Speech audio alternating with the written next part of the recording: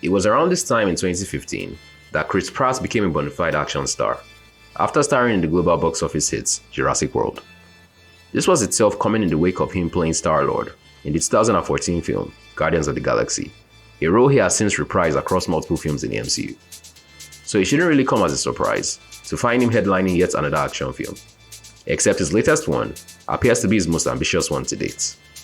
Hi guys, Michael Abayimi here, and today I'm reviewing The Tomorrow War. In The Tomorrow War, mankind is faced with the ultimate test when soldiers from the future travel back in time to enlist the help of present-day soldiers in their fight against the devastating alien foe. But when the first batch of soldiers is almost entirely wiped out, the governments of the world are forced to enact a global draft where everyday workers are forced to fight. This will lead to worldwide protests and general unrest, as it appeared they were fighting a losing battle.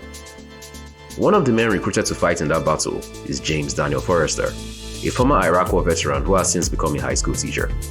Leaving his family behind with the hope of securing their future, James is sent forward in time 30 years, along with several other recruits.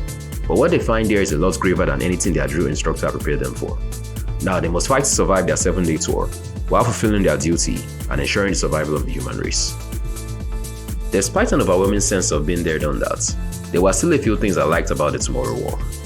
First, there is the concept of jumping back and forth through time in a bid to gain the upper hand in the future war. The concept itself is not particularly original, I know, but while it might seem like a rip-off of older films like The Terminator, it still managed to infuse enough deviations to the formula to help set it apart. I won't give any of the twists away of course, but I was definitely surprised by the direction the film ended up taking, especially towards the latter half. Then there is the fact that the film fully embraces the campiness of its premise. This point can't be overstated.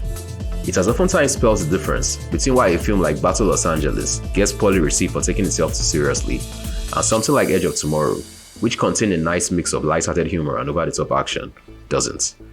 Thankfully, The Tomorrow War bears more in common with the latter than the former. But speaking of action, this was the one area of the film where it threatened to lose me completely. Much like you'd expect from a film of this kind, it places a lot of focus on action and spectacle, a little too much for its own good in fact. Not that the effects were low budget or unconvincing, but I would have simply preferred a more nuanced approach to some of those scenes, especially coming off the heels of the brilliant A Quiet Place Part 2. But I recognize that those are two different types of films, engineered to appeal to two different types of movie fans. The Tomorrow War is a wholly unoriginal but still somewhat enjoyable sci-fi actioner. It delivers the kind of blockbuster spectacle you expect to find in a cinema around the 4th of July.